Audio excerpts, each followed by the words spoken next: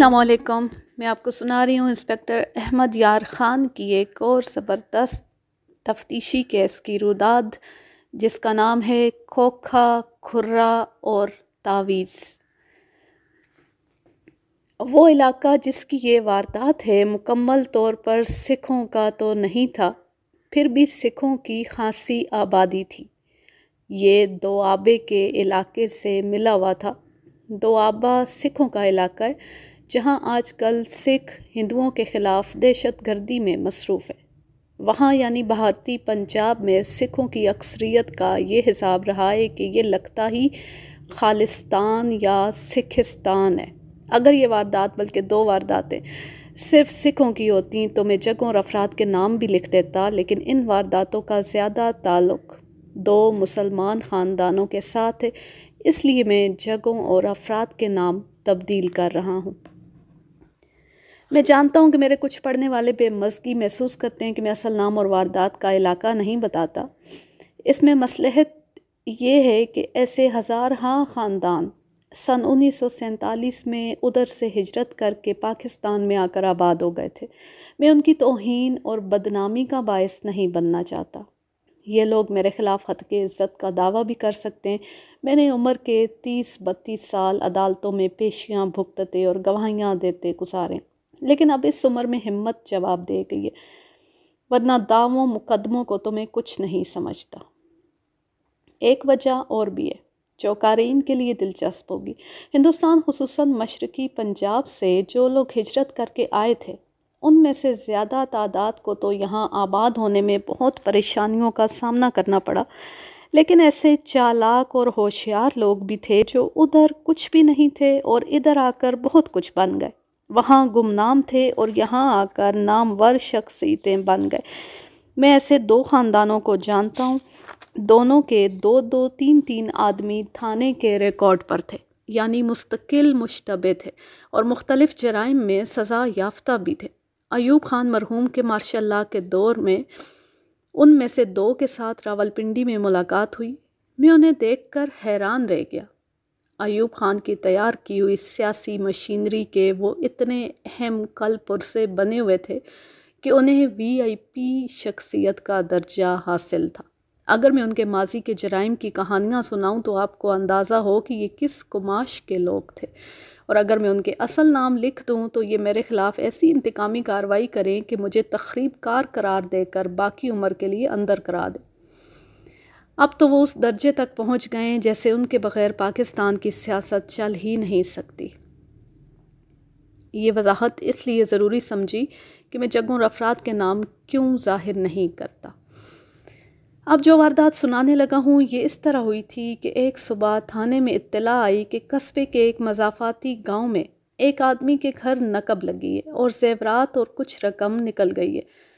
تھانہ قصبے میں تھا جو بڑا قصبہ تھا، اور واردات والا گاؤں قصبے کے اتنا قریب تھا کہ قصبے کا حصہ ہی لگتا تھا، لیکن اس کا الگ ایک نام تھا۔ اس گاؤں کے لوگ دیہاتی کم اور شہری زیادہ لگتے تھے۔ اس گاؤں کی زیادہ آبادی مسلمانوں کی تھی، سب کاشتکاری کرتے تھے اور ان میں 2-3 خاندانوں کی زمینداری بڑے پیمانے کی تھی۔ جس کے مکان میں نقب لگی تھی وہ ان چند ایک بڑے زمینداروں میں سے تھا۔ اس کی عمر 26-27 سال تھی۔ اس کا اصل نام جو کچھ بھی تھا میں اسے مہتاب لکھوں گا۔ اس کے ماں باپ مر چکے تھے، وہ ماں باپ کی اکلوتی اولاد تھا۔ اس کا مطلب یہ تھا کہ وہ باپ دادا کی جائیداد کا واحد وارث تھا۔ 1.5-2 سال پہلے اس کی شادی ہوئی تھی، ابھی تک کوئی اولاد نہیں ہوئی تھی۔ آج کل نقب کا رواج نہیں رہا کیونکہ چوروں اور ڈاکوؤں کو اتنی مراعات اور سہولتیں مل گئی ہیں کہ انہیں نقب لگانے جیسا محنت طلب کام کرنے کی ضرورت نہیں پڑتی۔ ہمارے وقتوں میں ڈکیتی کا ایک طریقہ نقب زنی تھا۔ پچھواڑے کی دیوار میں سے زمین کے قریب سے چند ایک اینٹیں یا پتھر نکال کر اتنا شگاف ڈال دیا جاتا تھا کہ اس میں سے ایک آدمی آسانی سے پیٹ کے بل رینگ کر گزر سکتا تھا اور اس میں سے بڑے سائز کا ٹرنک بھی نکالا جا سکتا تھا۔ نقب زنی کے ماہر اس خوبی سے اینٹیں یا پتھر نکالتے تھے کہ آواز پیدا نہیں ہوتی تھی اور گھر والے بے خبر سوئے رہتے تھے۔ نقب زن اندر جا کر مال نکالتے تھے اور باہر آ کر غائب ہو جاتے تھے۔ نقب زنی کے ذریعے جو ڈکیتی کی واردات کی جاتی تھی اس میں گھر بھیدی لازمی ہوتا تھا، جو نقب زنوں کو پہلے بتا دیتا تھا کہ فلاں کمرے میں اور فلاں ٹرنک میں مال پڑا ہوا ہے۔ نقب زنی اور ڈکیتی کی تفتیش بہت ہی مشکل ہوا کرتی تھی۔ میں جائے واردات پر گیا، کھوجی کو بھی بلا لیا تھا۔ اس نے 2 کھرے دیکھے تو کہنے لگا کہ یہ کھرے ملزموں کے۔ تماشائیوں نے میرے پہنچنے سے پہلے تک بہت سے کھرے اپنے قدموں تلے مسل ڈالے تھے۔ میں نے باہر سے ٹوٹی ہوئی دیوار کو غور سے دیکھا، اس کے ساتھ ساتھ زمین پر بھی دیکھا۔ عموماً زمین پر کھروں کے علاوہ کوئی نہ کوئی سوراخ مل جاتا ہے، مثلاً ملزموں کی کوئی چیز جلدی میں وہاں گر جاتی ہے، لیکن وہاں کچھ بھی نہیں تھا۔ میں کمرے میں گیا، اس کمرے میں ایک بڑی پیٹی رکھی تھی، اس کے ساتھ 2 ٹرنک پڑے تھے، ان ٹرنکوں کے اوپر 2 ٹین کے سوٹ کیس رکھے ہوئے تھے۔ ایک ٹرنک کے اوپر سے سوٹ کیس اتارے گئے اور ٹرنک کا تالا توڑا گیا۔ ٹرنک کا تالا توڑا نہیں گیا بلکہ اسے چابی لگا کر کھولا گیا تھا۔ ٹرنک میں سے تمام زیورات اور نقدی نکالی گئی تھی۔ میں نے خاص طور پر دیکھا کہ ٹرنک میں سے کپڑے نہیں نکالے گئے تھے۔ مہتاب کی بیوی نے مجھے بتایا کہ زیورات اور پیسے ٹرنک میں کس کونے میں رکھے ہوئے تھے۔ اس سے مجھے یقین ہو گیا کہ ملزموں کی پارٹی میں گھر بھیدی ضرور تھا، جس نے انہیں بتایا تھا کہ فلاں ٹرنک میں فلاں جگہ مال پڑا ہوا ہے۔ اگر گھر بھیدی نہ ہوتا تو ملزم تمام ٹرنک اور سوٹ کیس کھولتے اور مال تلاش کرتے۔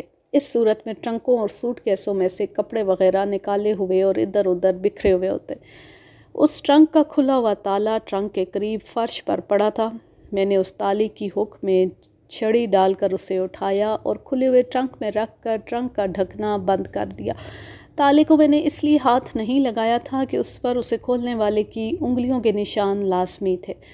انگلیوں کے نشان ٹرنک کے ڈھکنے پر بھی موجود تھے۔ ٹرنک پر گرد پڑی ہوئی تھی، اس گرد نے انگلیوں کے نشان محفوظ کر لیے تھے۔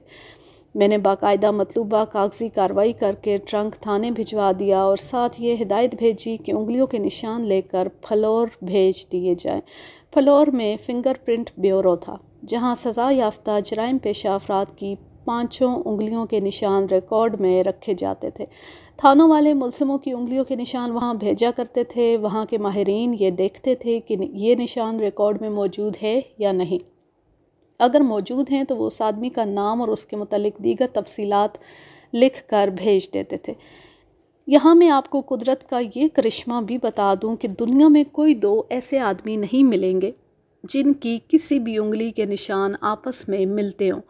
یہ بھی بتا دوں کہ کسی کی انگلیوں کے نشان ریکارڈ پر نہ ہوں تو اسے پکڑنا ناممکن ہوتا ہے۔ اگر وہ پکڑا جائے تو اس کی انگلیوں کے نشان ملا کر یہ تصدیق ہو جاتی ہے کہ یہ اصل مجرم ہے۔ نقب زنی اور ڈکیتی انتقامی کارروائی بھی ہوتی ہے، لیکن ایسی واردات سینکڑوں میں ایک ہوتی ہے۔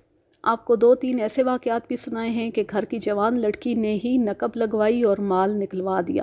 اس واردات میں بھی میں نے ان دونوں شکوک کو سامنے رکھا اور دیکھا کہ اس گھر کے کتنے افراد ہیں۔ وہاں صرف میاں بیوی تھے، یعنی مہتاب اور اس کی بیوی۔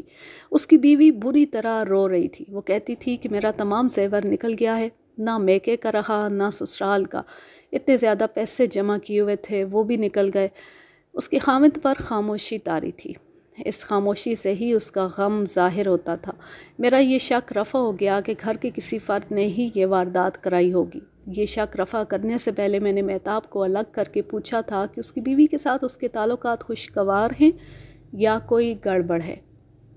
اس نے جو جواب دیا تھا اس سے میں اس کی بیوی پر شک نہیں کر سکتا تھا۔ مہتاب سے میں نے یہ بھی پوچھا تھا کہ اس کا کوئی دشمن تو نہیں۔ اس نے بڑے پختہ لہجے میں جواب دیا کہ اس کی کسی کے ساتھ دشمنی نہیں۔ اس نے یہ بھی کہا تھا کہ وہ تنہا آدمی ہے، اس لیے سب کے ساتھ بنا کر رکھتا ہے۔ مہتاب کا سسر اور سالے بھی گھر کی عورتوں کے ساتھ وہاں آئے ہوئے تھے۔ وہ سب ماتمی کیفیت میں تھے۔ ان سب سے میں نے الگ الگ کچھ نہ کچھ پوچھا تھا اور ان سے مجھے کوئی سراغ نہیں ملا تھا۔ میں نے ان میں سے ہر ایک سے یہ سوال پوچھا تھا کہ مہتاب کی کسی کے ساتھ خاندانی یا ذاتی دشمنی ہے؟ سب نے کہا تھا کہ مہتاب کی کسی کے ساتھ دشمنی نہیں۔ مہتاب سیدھا آدمی ہے۔ مہتاب کے بڑے سالے نے کہا، باہر اپنا روب داب رکھنے کی کوشش کرتا ہے لیکن بگاڑتا کسی کے ساتھ نہیں۔ ہمیں اس کی یہی عادت اچھی لگی تھی کہ دشمنی عداوت نہیں رکھتا۔ مہتاب کے سسر نے کہا، اس کی اسی عادت کے پیچھے ہم نے اپنی بیٹی اس کے ساتھ بیاہ دی۔ کیا تمہاری بیٹی اس کے ساتھ خوش ہے؟ ہاں جی، وہ تو اس گھر میں راج کرتی ہے اور اپنی مرضی چلاتی ہے۔ میرے پاس اب تفتیش کا ایک ہی طریقہ رہ گیا تھا۔ اس پر عمل کرنے کے لیے میں تھانے چلا گیا اور ریکارڈ دیکھا کہ میرے علاقے میں نقب زن اور پیشہ ور ڈکیت کون کون ہیں۔ پھر حکم جاری کیا کہ ان سب کو تھانے طلب کیا جائے اور مجھے بتایا جائے کہ کون کون غیر حاضر ہے۔ اس دور میں ہر جرم کے پیشہ ور الگ الگ تھے۔ نقب زنی ہر کوئی نہیں کرتا تھا، کفل شکنی بھی ہر کوئی نہیں کرتا تھا۔ کفل شکن اور کوئی جرم نہیں کرتے تھے، راہزن صرف راہزنی کی وارداتیں کرتے تھے۔ یوں کہہ لیں کہ جرائم پیشہ لوگوں نے الگ الگ جرم میں مہارت حاصل کر رکھی تھی اور وہ وہی جرم کرتے تھے۔ میں نے احتیاطاً 3 پیشہ ور ڈکیتوں کو بھی بلا لیا۔ یہ لوگ شام کے وقت آنا شروع ہوئے اور میں نے ایک پرانے ہیڈ کانسٹیبل کو ساتھ لے کر تفتیش شروع کر دی۔ میں نے آپ کو پہلے کہانیوں میں بتایا ہے کہ پیشہ وروں کے ساتھ تھانے دار پوچھ گچھ کا دوسرا طریقہ اختیار کیا کرتے تھے، جو دراصل تیسرا طریقہ ہوتا تھا۔ اسے پولیس کی زبان میں 3rd ڈگری کہا جاتا ہے۔ ان کے ساتھ زبان کا جادو چلا کر سودا بازی بھی کر لی جاتی تھی۔ یہ لوگ حیرت انگیز طور پر چالاک اور استاد ہوتے تھے۔ انہوں نے اپنے جسموں کو اتنا مضبوط بنایا ہوا ہوتا تھا کہ ایذا رسانی کو جانوروں کی طرح برداشت کر لیتے تھے۔ اگلے 3 روز ان کے ساتھ گزرے۔ میں، میرا جونیئر سب انسپکٹر اور ASI دن رات ان کے ساتھ مصروف رہے۔ ان میں 2 غیر حاضر تھے۔ وہ آئے تو ان کے ساتھ زیادہ وقت صرف ہوا۔ ان تمام مشتبہوں کے گھروں کی تلاشی لی گئی۔ قصبے کے سناروں کو درپردہ کہا گیا کہ ان میں سے کسی کے پاس بکنے کے لیے کوئی زیور آئے تو وہ اس آدمی کا اتا پتہ معلوم کر کے زیور لے لے اور تھانے اطلاع دے۔ ہر سنار چوری کے زیورات نہیں خریدا کرتا تھا، لیکن کوئی سنار خرید بھی لیتا تو پتہ نہیں چلتا تھا، کیونکہ وہ فوراً زیورات توڑ پھوڑ کر ڈھال لیتے تھے۔ مختصر یہ کہ سناروں کے پاس گئے ہوئے زیورات کا سراغ لگانا تقریباً ناممکن ہوتا تھا۔ میں نے ان 3 دنوں میں اور افراد سے بھی پوچھ گچھ کی۔ یہ 2 عورتیں تھیں اور ایک لڑکا جس کی عمر 14-15 سال تھی۔ یہ غریب سا لڑکا تھا جو زیادہ تر مہتاب کے گھر کام کرتا اور رات کو اپنے گھر چلا جاتا۔ دونوں عورتیں بھی اس لڑکے کی کلاس کی تھیں۔ سارے بڑے زمینداروں کے گھروں کی نوکری چاکری اور خدمت ان کا فرض ہی نہیں بلکہ ان کی زندگی کا مقصد تھا۔ انہیں کوئی باقاعدہ تنخواہ نہیں ملتی تھی۔ دونوں عیدوں پر کچھ پیسے مل جاتے اور انہیں بڑے گھروں سے روٹی اور کپڑے بھی ملتے تھے، لیکن یہ کپڑے وہ ہوتے تھے جو ان بڑے گھروں کی عورتیں پھینک دیتی تھیں۔ عموماً اس قسم کی عورتوں کی آمدنی کے ذریعے کچھ اور بھی ہوتے تھے، لیکن یہ ذریعے خفیہ ہوتے تھے۔ ان میں خفیہ پیغام رسانی بھی ایک ذریعہ تھا۔ میں یہ معلوم کرنے کی کوشش کر رہا تھا کہ ان میں کوئی گھر بھیدی ہے یا نہیں۔ ظاہر ہے انہوں نے انکار کرنا تھا، جو انہوں نے کیا، اور میں نے زیادہ تر سوالوں اور جرح کے ذریعے اور کچھ اپنے ہاتھ استعمال کر کے انہیں اقبال جرم پر لانے کی کوشش کی، لیکن تینوں نے اقبال جرم نہ کیا۔ لڑکا تو بہت ہی سیدھا بلکہ بدھو معلوم ہوتا تھا، لیکن دونوں عورتیں اس جیسی سیدھی نہیں لگتی تھیں۔ ان میں سے ایک زیادہ چالاک تھی۔ اس کی عمر تقریباً 35 سال تھی۔ اس کا نام لالی سے ملتا جلتا تھا۔ اس قسم کی عورتوں کو پولیس والے زیادہ اچھی طرح سمجھتے تھے۔ اس کے ساتھ کی عورت کو میں نے بڑی اچھی طرح دیکھ لیا تھا۔ وہ مجھے ہر شخص سے صاف نظر آئی، لیکن لالی کو میں نے نہ چھوڑا۔ مجھے بڑا پختہ شک تھا کہ یہ عورت کچھ نہ کچھ جانتی ہے، اس سے مجھے تفتیش میں مدد مل سکتی ہے۔ دیکھو لالی، تمہارے متعلق مجھے دوسروں سے وہ سب کچھ معلوم ہو جائے گا جو تم چھپانے کی کوشش کر رہی ہو۔ اپنے آپ کو پھنسانے کی ترکیبیں نہ سوچو۔ ڈاکو آخر پکڑے جائیں گے، لیکن جب تم ان کے ساتھ پکڑی جاؤ گی تو اتنی ہی سزا پاؤ گی جتنی انہیں ملے گی۔ وہ تو برداشت کر لیں گے، تم 1 مہینے کی قید بھی برداشت نہ کر سکو گی۔ اب اگر مجھے راز کی باتیں بتا دو گی تو میں تمہیں گرفتار بھی نہیں کروں گا اور انعام بھی دوں گا۔ اب بولو۔ میں کیا بولوں جناب، آپ ہی بتائیں، میں کیا بولوں؟ تمہیں معلوم تھا کہ زیور اور پیسے کون سے ٹرنک میں رکھے ہوئے ہیں؟ میں 2 گھنٹوں سے تم سے یہی ایک بات پوچھ رہا ہوں، اور میں ان 2 گھنٹوں میں یہ سمجھ گئی ہوں کہ آپ مجھ سے یہ بات کیوں پوچھ رہے ہیں۔ آپ مجھ پر یہ شک کر رہے ہیں کہ میں نے ڈاکوؤں کو بتایا ہے کہ زیور اور پیسوں والا ٹرنک کس کمرے میں رکھا ہے اور اس میں زیور اور پیسے کہاں پڑے ہوئے ہیں۔ آپ خود سوچیں کہ ڈاکوؤں سے مجھے کیا ملنا تھا۔ وہ مجھے جتنی بھی رقم دیتے وہ ایک ہی بار دیتے۔ میں نے وفا تو ان کے ساتھ کرنی ہے جو میرا، میرے خاوند اور 3 بچوں کا پیٹ بھر رہے۔ یہی لوگ ہمارا تن ڈھانکتے ہیں۔ میرا مرنا جینا تو ان لوگوں کے ساتھ ہے۔ میں تمہیں اتنی جلدی چھوڑوں گا نہیں لالی، میں تمہیں سوچنے کا موقع دوں گا۔ یہ عورت بڑے پختہ لہجے میں بولتی تھی، اس کے ہونٹوں پر ہلکی سی مسکراہٹ تھی۔ کبھی تو مجھے شک ہوتا جیسے یہ عورت میرا مذاق اڑا رہی ہو۔ اس کا رنگ صاف تھا، شکل و صورت بھی اچھی تھی، خوش طبع لگتی تھی، زبان کا جادو چلانا بھی جانتی تھی۔ یہ حلیہ اور یہ انداز ایک عیار عورت کا تھا، میں اس پر اعتبار نہیں کر سکتا تھا۔ میں نے آپ کے سوالوں کے جو جواب دیے یہ بالکل سچ ہیں۔ میں آپ کو بتا چکی ہوں کہ میں جانتی تھی کہ مہتاب کی بیوی زیور اور پیسے کون سے ٹرنک میں رکھتی ہے، لیکن مجھے یہ معلوم نہیں تھا کہ ٹرنک میں وہ یہ چیزیں کس جگہ رکھتی ہے۔ اگر آپ کچھ اور جاننا چاہتے ہیں تو میں وہ بتا دیتی ہوں۔ ان باتوں کا ڈکیتی کے ساتھ کوئی تعلق تو نہیں، پھر بھی بتا دیتی ہوں۔ ہاں بتاؤ۔ مہتاب کی بیوی پروین کا دل مہتاب کے ساتھ نہیں، اس کی درپردہ یاری دوستی گاؤں کے ایک اور آدمی کے ساتھ ہے جس کا نام شمشیر ہے۔ پروین شمشیر سے ملتی رہتی ہے اور یہ میل ملاقات میری معرفت ہوتا ہے، لیکن میں آپ کو یقین کے ساتھ بتاتی ہوں کہ ان کی یہ یاری دوستی بڑی صاف ستھری محبت ہے۔ اسے آپ اس طرح کی دوستی نہ سمجھنا جو عام طور پر لوگ لگاتے ہیں۔ یہ تو میں کبھی نہیں مانوں گا۔ کسی شادی شدہ عورت کی کسی غیر آدمی کے ساتھ محبت صاف ستھری نہیں ہو سکتی۔ ان کی جگہ میں قسم تو نہیں کھا سکتی، لیکن میں جو بات جانتی تھی وہ آپ کو بتا دی ہے۔ مہتاب کے ساتھ اپنی بیوی کا رویہ کیسا رہتا ہے؟ ان میں لڑائی جھگڑا رہتا ہوگا؟ ان کا لڑائی جھگڑا کبھی نہیں ہوا۔ اتنا ضرور ہے کہ پروین اپنے خاوند پر غالب رہتی ہے اور خاوند اس کا غلام بنا رہتا ہے۔ وہ پروین کو ہر طرح سے خوش رکھنے کی کوشش کرتا ہے۔ میں نے کبھی نہیں دیکھا کہ پروین کبھی مہتاب کے ساتھ غصے یا نفرت سے بولی ہو۔ کیا شمشیر شادی شدہ ہے؟ نہیں، وہ بھی ماں باپ کا شہزادہ بیٹا ہے۔ میں نے اپنے ایک شک کے پیش نظر لالی سے کچھ اور باتیں جو شمشیر اور پروین کی دوستی سے تعلق رکھتی تھی پوچھی۔ میرا شک رفع ہو گیا۔ میری تفتیش کے لیے یہ باتیں بہمانی تھیں کہ واردات والے گھر کی عورت کی دوستی کسی اور کے ساتھ ہے۔ میں اس وقت گھر بھیدی کا کھوج لگا رہا تھا، لیکن ان تینوں میں مجھے کوئی گھر بھیدی نظر نہیں آ رہا تھا۔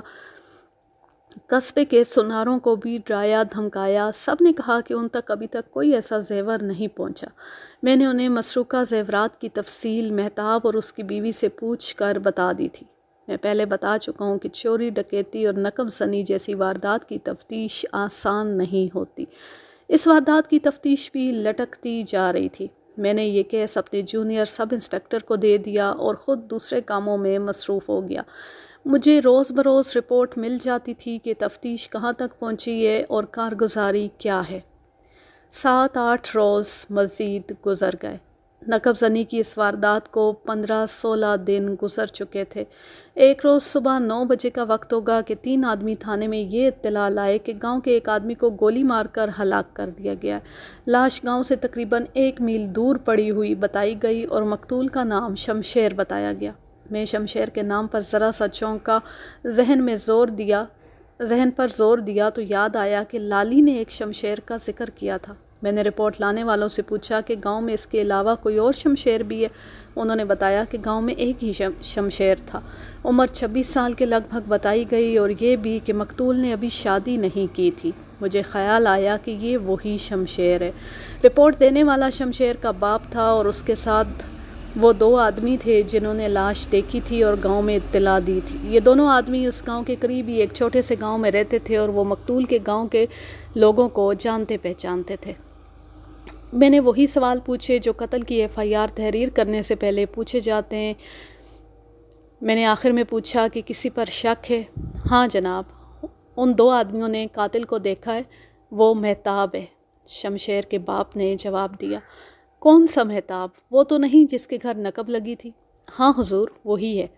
پہلے یہ بتاؤ تم نے مہتاب کو کہاں دیکھا؟ ان دونوں نے جو بیان دیا وہ اس طرح تھا کہ وہ دونوں مقتول کے گاؤں کی طرف آ رہے تھے۔ انہوں نے ایک فائر کی آواز سنی لیکن ادھر کوئی توجہ نہ دی۔ انہیں معلوم تھا کہ پرندوں کا کوئی شکاری ہوگا۔ فائر کے تھوڑی دیر بعد مہتاب ایک ٹیلے کی اوٹ سے نکلا۔ اس کے ہاتھ میں ایک نالی شکاری بندوق تھی۔ وہ ان دونوں سے تقریباً 400 گز دور تھا۔ مہتاب نے ان کی طرف دیکھا اور دوسری طرف چلا گیا۔ 4-5 درخت اکٹھے تھے، ان کے نیچے جا کر اس نے درختوں میں ایک کارتوس فائر کیا اور ایک پرندہ گرا۔ اس نے پرندہ ذبح کیا اور آگے چلا گیا۔ ان دونوں آدمیوں نے اس ٹیلے کے قریب سے ہی گزرنا تھا جس کی اوٹ سے مہتاب سامنے آیا تھا۔ یہ علاقہ نشیب و فراز والا تھا۔ ٹیلے کے دوسری طرف زمین نشیبی تھی، اس نشیب کے اوپر راستہ جاتا تھا۔ یہ دونوں جب ٹیلے کے قریب سے گزرے تو انہیں تھوڑی دور نشیبی جگہ پر کوئی پڑا ہوا نظر آیا۔ یہ دونوں اس تک پہنچے تو اسے خون میں ڈوبا ہوا دیکھا۔ ان کا خیال یہ تھا کہ گولی ایک پہلو میں لگی ہے۔ ان دونوں کو فوراً یہ خیال آیا کہ اسے مہتاب نے گولی ماری ہے۔ یہ نہیں کہا جا سکتا تھا کہ شمشیر کو ویسے ہی گولی لگی ہے یا مہتاب نے شمشیر کا ہی نشانہ لے کر اس پر کارتوس چلایا، لیکن جناب ان دونوں میں سے ایک آدمی نے کہا، مہتاب آرام آرام سے ٹیلے کی اوٹ سے سامنے آیا تھا، پھر اس نے پرندوں کا شکار شروع کر دیا۔ اگر اسے معلوم ہوتا کہ اس کے چلائے ہوئے کارتوس سے ایک آدمی مارا گیا ہے تو وہ دوڑ کر اس تک پہنچتا یا وہاں سے بھاگ جاتا۔ اگر اس نے قتل کی نیت سے شمشیر پر کارتوس چلایا تھا تو بھی اسے وہاں سے بھاگ جانا چاہیے تھا، لیکن اس کی چال ڈھال سے پتہ چلتا تھا کہ اسے معلوم ہی نہیں کہ اس کے کارتوس سے ایک آدمی مارا گیا ہے۔ وہ اس کے بعد پرندے مار رہا تھا۔ میں نے کارتوس چلنے کی آوازیں سنی تھی۔ ان دونوں نے دیکھا کہ شمشیر مر چکا ہے تو وہ گاؤں کی طرف آئے۔ جب وہ گاؤں میں داخل ہوئے تو انہوں نے مہتاب کو دیکھا، اس کے ایک ہاتھ میں بندوق اور دوسرے ہاتھ میں پرندے تھے۔ انہوں نے پہلے تو گاؤں کے نمبردار کو اطلاع دی، پھر شمشیر کے گھر جا کر بتایا۔ میں نے شمشیر کے باپ سے کچھ اور باتیں پوچھنی تھیں، لیکن میں نے 1 منٹ بھی ضائع نہ کیا اور ایک ہیڈ کانسٹیبل اور 3 کانسٹیبلوں کو ساتھ لے کر جائے واردات پر جانے کے بجائے گاؤں میں چلا گیا۔ میں نے مہتاب کو فوراً پکڑنا تھا۔ ایسا ہو سکتا تھا کہ اس کے چلائے ہوئے کارتوس کے چھرے اتفاق سے شمشیر کو لگ گئے ہوں، اس نے پرندے کو نشانے میں لیا ہو۔ شمشیر نشیبی جگہ پر جا رہا تھا، مہتاب اونچی جگہ پر جا رہا تھا۔ اس طرح شمشیر مہتاب کی بندوق سے نکلے ہوئے چھروں کی زد میں آ گیا۔ لیکن مجھے لالی کی باتیں یاد آئیں۔ اس نے تفصیل سے بتایا تھا کہ مہتاب کی بیوی پروین کی یاری دوستی شمشیر کے ساتھ ہے۔ مجھے خیال آیا کہ مہتاب کو ان کی خفیہ ملاقاتوں کا اب پتہ چلا ہوگا۔ میں نے مہتاب کے دروازے پر دستک دی اور دستک کے ساتھ ہی دروازے کو دھکیلا اور میں اندر چلا گیا۔ مہتاب کمرے سے نکل کر صحن میں آیا، اس کے پیچھے پیچھے پروین نکلی۔ دونوں حیرت سے مجھے دیکھنے لگے۔ اس وقت میرے ساتھ کوئی بھی نہیں تھا، میں اکیلا اندر گیا تھا۔ مہتاب بھائی، تم نے شمشیر پر گولی چلائی ہے اور میں اس کی وجہ بھی جانتا ہوں۔ اب یوں کرو کہ بڑے آرام سے مجھے صحیح بات بتا دو۔ تمہیں سزا سے بچانا میرا کام ہے۔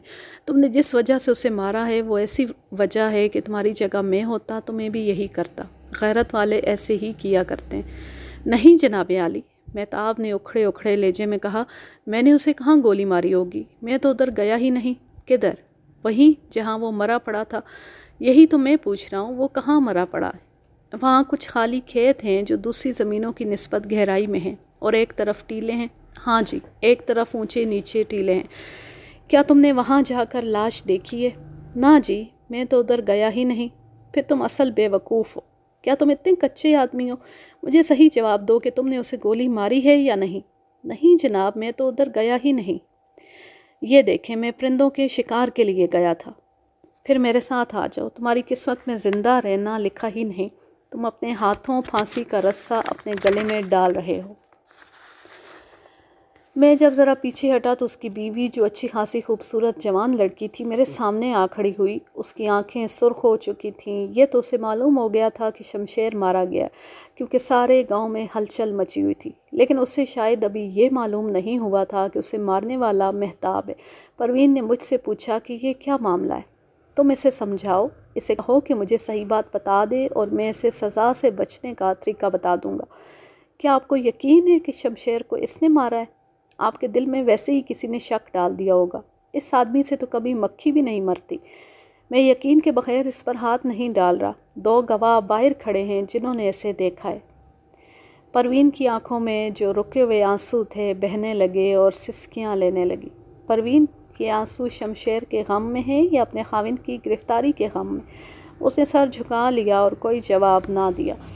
میں نے مہتاب کو ہتھکڑی لگوا دی۔ گاؤں کے 2 معزز آدمیوں کو اندر بلا کر مہتاب سے اس کی بندوق برآمد کرائی۔ اس برآمدگی کی تحریر لکھ کر مہتاب کے اور دونوں گواہوں کے دستخط لیے مہتاب کو تھانے بھجوا دیا اور میں خود جائے واردات پر چلا گیا۔ پہلے میں نے وہ جگہ دیکھی جو ٹیلے کے دوسری طرف تھی۔ اس ٹیلے کی نشاندہی دونوں عینی شاہدوں نے کی تھی۔ وہاں مہتاب کے کھرے تھے۔ ان کھروں کی تصدیق کھوجی نے کی تھی، جس نے گاؤں میں مہتاب کا کھرا غور سے دیکھا تھا۔ وہاں سے اس جگہ کا فاصلہ جہاں لاش پڑی تھی 50 گز اور تقریباً 2 فٹ تھا۔ لاش کو جا کر دیکھا، زمین اور مقتول کے کپڑوں پر لگی ہوئی مٹی گواہی دیتی تھی کہ مقتول تڑپ تڑپ کر مر آئے۔ وہاں خالی کھیت تھے اور یہ تمام کھیت دوسرے کھیتوں کی نسبت گہرائی میں تھے۔ مقتول گاؤں کی طرف سے جا رہا تھا۔ یہ بات مجھے اس کے باپ نے وہیں بتا دی تھی اور اس نے یہ بھی بتایا تھا کہ وہ کسی کام سے جا رہا تھا۔ مجھے آج تک یاد ہے کہ شمشیر نے باپ کو یہ نہیں بتایا تھا کہ وہ کس کام سے جا رہا تھا۔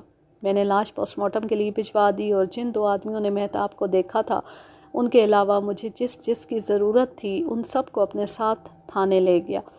سب سے پہلے نمبردار کو اپنے دفتر میں بٹھا کر پوچھا کہ شمشیر، مہتاب اور پروین کے متعلق وہ کیا جانتا ہے۔ اس نے بتایا کہ شمشیر اور پروین کے تعلقات پروین کی شادی کے پہلے کے ہیں۔ پروین کے متعلق اس نے بتایا کہ تیز ترار اور نڈر سی لڑکی ہے، لیکن شمشیر کے سوا کسی اور کے ساتھ اس کا ایسا ویسا تعلق نہیں۔ میں حیران ہوں کہ مہتاب نے شمشیر کو قتل کیا ہے۔ یہ تو ڈرپوک سا آدمی ہے، اپنی بیوی کے آگے سجدے کرتا رہتا ہے، نمبردار نے کہا۔ میں نے تو سنا یہ بڑی جائیداد کا مالک ہے، اسے اتنا ڈرپوک نہیں ہونا چاہیے، نہ اسے بیوی کی غلامی کرنا چاہیے۔ نمبردار بولا، اکیلا ہے بیچارہ، اس کی عمر 13-14 سال تھی جب اس کی ماں مر گئی تھی۔ اس وقت تک یہ بڑا ہی شرارتی اور دلیر لڑکا ہوا کرتا تھا۔ ماں کے مرنے کے بعد اسے ایسی چپ لگی کہ بولتا ہی نہیں تھا۔ اس نے اسکول جانا بھی چھوڑ دیا۔ اتنا شرارتی اور دلیر لڑکا بالکل ہی مر کے رہ گیا۔ 3-3.5 سال بعد اس کا باپ بھی مر گیا۔ ماں باپ کا اکلوتا تھا۔ گاؤں کے لوگ اسے دیکھ کر افسوس کرتے تھے کہ اتنا ہنسنے کھیلنے والا چلبلا لڑکا پاگل ہوا جا رہا تھا۔ اس وقت یہ جوان ہو چکا تھا۔ گاؤں کے لڑکے اسے چھیڑتے تھے تو یہ رو پڑتا یا سہم جاتا۔ اس کا کوئی قریبی رشتہ دار نہیں، کوئی بھی نہیں۔ اس کا باپ بھی اپنے ماں باپ کا اکلوتا تھا۔ میں نے 2-3 آدمیوں کو ساتھ ملا کر مہتاب کو تسلی دلاسے دینے شروع کر دیے۔ اس سے اس کے حوصلے میں کچھ جان آ گئی اور آہستہ آہستہ یہ ٹھیک تو ہو گیا، لیکن اس میں جوانوں والی شوخی اور جوش پیدا نہ ہو سکا۔ اس کے گھر میں نوکر اور ایک نوکرانی تھی، وہی اس کے لیے ہانڈی روٹی کرتے تھے۔ جو انسان ماں باپ کے پیار سے محروم ہو جائے اس کا یہی حال ہوتا ہے۔ یہ آپ نے ٹھیک کہا۔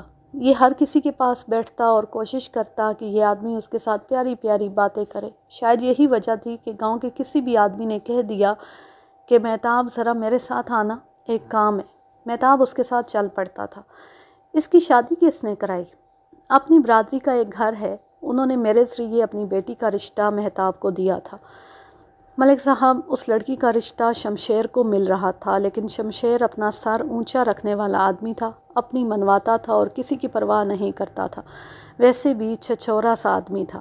پروین کے ماں باپ نے پروین کا رشتہ مہتاب کو اس لیے نہیں دیا کہ شمشیر ٹھیک آدمی نہیں تھا۔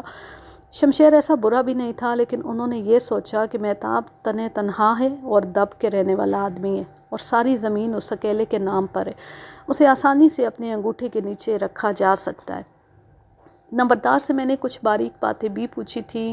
اسے اٹھا کر میں نے مہتاب کو بلایا اور اسے ایک بار پھر کہا کہ وہ اقبالی بیان دے دے، لیکن وہ ابھی تک انکار کر رہا تھا۔ کیا تم اس سے بھی انکار کر سکتے ہو کہ ان 2 آدمیوں نے جو باہر بیٹھے ہوئے ہیں تمہیں دیکھا تھا؟ اور کیا تم اپنے کھروں پر پردہ ڈال سکتے ہو جو وہاں کھوجی نے دیکھیں؟ اس نے کوئی جواب نہ دیا۔ میں تمہیں غیرت مند آدمی سمجھتا ہوں، اسی لیے میں تمہاری بچت کی کوئی نہ کوئی صورت نکال رہا ہوں، لیکن تمہاری کھوپڑی میں میری بات پڑ نہیں رہی۔ میں جھوٹ نہیں بول رہا، اس نے کہا۔ میں آپ کو سچ بتاتا ہوں کہ میں نے اس پر کارتوس نہیں چلایا، اور میں آپ کو صحیح بات بتاتا ہوں کہ میں شکار کھیلنے نہیں گیا تھا، میں شمشیر کو قتل کرنے کے لیے ہی نکلا تھا۔ میرے کان میں یہ بات پڑی کہ شمشیر گاؤں سے باہر جا رہا ہے۔ میں نے بندوق نکالی اور اپنی بیوی سے کہا کہ میں شکار کھیلنے جا رہا ہوں۔ میں دوسری طرف سے وہاں پہنچ گیا جہاں سے میں نے اس پر کارتوس چلانا تھا۔ مجھے معلوم نہیں کہ شمشیر نے مجھے دیکھا تھا یا نہیں، لیکن میں اسے دیکھ رہا تھا۔ وہ نیچے والے کھیتوں میں اتر گیا۔ میں اس جگہ جا کر چھپ گیا جو آپ نے دیکھی ہے۔ آپ نے دیکھا ہوگا کہ وہ جگہ چھپ کر بیٹھنے کے لیے بڑی اچھی ہے۔ شمشیر میرے سامنے سے گزرا تو مجھے خیال آیا کہ فاصلہ زیادہ ہے، اس تک چھرے پہنچتے پہنچتے پھیل جائیں گے، اسے 2-3 چھرے ہی لگیں گے جن سے وہ مرے گا نہیں۔ پھر بھی میں نے اس کے کان کو شست میں لے لیا۔ یہ تو میں جانتا تھا کہ دماغ میں ایک بھی چھرا چلا گیا تو یہ زندہ نہیں رہ سکے گا۔ اس کی کون سی سائیڈ تمہارے سامنے تھی؟ دائیں سائیڈ۔ میں نے ابھی ٹریگر نہیں دبایا تھا کہ سامنے سے یعنی بالکل میرے بالمقابل ٹیلوں کے پیچھے سے ایک بندوق فائر ہوئی۔ شمشیر رکا، 2-3 چکر ایک ہی جگہ پر لٹو کی طرح گھوما اور گر پڑا۔ پھر وہ تڑپنے لگا۔ میں نے اپنی بندوق پیچھے کر لی۔ میں حیران تو ہوا کہ گولی کدھر سے آئی، لیکن مجھے بہت خوشی ہوئی کہ جو کام میرے کرنے والا تھا وہ کسی اور نے کر دیا۔ میں بڑے آرام سے وہاں سے اٹھا اور ٹیلے کی اوٹ سے نکل آیا۔ ان 2 آدمیوں کو میں نے دیکھا۔ میں یہ ظاہر کرنے کے لیے کہ مجھے معلوم ہی نہیں کہ یہاں ایک آدمی مارا گیا، ٹہلتے درختوں کے ایک جھنڈ کی طرف چلا گیا اور ایک فاختہ ماری، پھر 1-2 پرندے اور مارے، اور پھر میں اپنے گھر آ گیا۔ کیا تم نے اپنی بیوی کو بتایا تھا کہ شمشیر کسی کی گولی سے مارا گیا؟ نہیں۔ گاؤں میں جب شور اٹھا تھا کہ شمشیر مارا گیا ہے تو میری بیوی دوڑتی باہر نکل گئی۔ واپس آ کر اس نے مجھے کہا کہ تم بھی جا کر شمشیر کی لاش دیکھو۔ میں نے اسے پھر بھی نہیں بتایا تھا کہ میں نے شمشیر کی لاش کو گرتے دیکھا تھا۔ یہ تو اسے آپ نے بتایا ہے کہ اس کا قاتل میں ہوں۔ اس شخص کا یہ بیان کہ شمشیر اس کے کارتوس سے نہیں مرا بالکل جھوٹا ہو سکتا تھا، اور میں نے اسے سچ مانا بھی نہیں، لیکن میں نے اس کے بیان کو رد بھی نہیں کیا۔ میرے دماغ میں ایک بات آ گئی تھی جو پہلے نہیں آئی تھی، لیکن پوسٹ مارٹم رپورٹ دیکھ کر ہی ملزم کے بیان اور میرے خیال کی تصدیق یا تائید ہو سکتی تھی۔ میں نے یہ بھی دیکھ لیا تھا کہ مہتاب نہ صرف یہ کہ چالاک نہیں تھا بلکہ نمبردار کی رائے ٹھیک تھی، وہ بہت ہی سیدھا آدمی تھا۔ پوسٹ مارٹم رپورٹ کو ابھی کچھ دیر بعد آنا تھا۔ میں نے اس وقت تک مہتاب سے بہت سی باتیں معلوم کر لی تھیں۔ میرا پہلا سوال یہ تھا کہ شمشیر کے ساتھ اس کی کیا دشمنی تھی۔ اس سوال پر وہ چند سیکنڈ چپ رہا اور اس نے سر جھکا لیا۔ میرا خیال ہے دشمنی کی وجہ آپ پہلے ہی جانتے ہیں، آپ کی باتوں سے یہی ظاہر ہوتا ہے۔ میں آپ کو بتاؤں گا تو آپ مجھے بے غیرت کہیں گے۔ میں شادی کے تھوڑے عرصے بعد جان گیا تھا کہ میری بیوی شمشیر کو مجھ سے زیادہ اچھا سمجھتی ہے۔ میں نے اسے پہلی بار کہا کہ وہ شمشیر کو دل سے اتار دے تو اس نے کہا کہ میرے سر پر قرآن مجید رکھ دو، اور میں قسم کھا کر کہوں گی کہ شمشیر کے ساتھ میرا تعلق وہ نہیں جو تم سمجھتے ہو۔ میں تمہیں پوری محبت دے رہی ہوں جو بیوی اپنے خاوند کو دے سکتی ہے۔ اگر تم مجھے مجبور کرو گے کہ میں شمشیر کو دل سے اتار دوں تو میں تمہیں مجبور کروں گی کہ مجھے طلاق دے دو۔ اگر مجھے طلاق دو گے تو میں تمہیں اس گاؤں میں رہنے کے قابل نہیں چھوڑوں گی۔ میں تمہارے متعلق ایسی گھٹیا باتیں مشہور کروں گی کہ تم منہ چھپاتے پھرو گے، اور اس گاؤں سے نہیں، اس سارے علاقے سے تمہیں دوسرا رشتہ نہیں ملے گا۔ آج کے لیے بس اتنا ہی۔ اب میں لیتی ہوں آپ سے اجازت۔ جانیں خوش رہیں، شاد و آباد رہیں، ہنستے مسکراتے رہیں، اور اگر یہ کہانی آپ کو پسند آئی ہے تو اس چینل کو سبسکرائب ضرور کر لیں۔ اللہ حافظ، اللہ نگہبان۔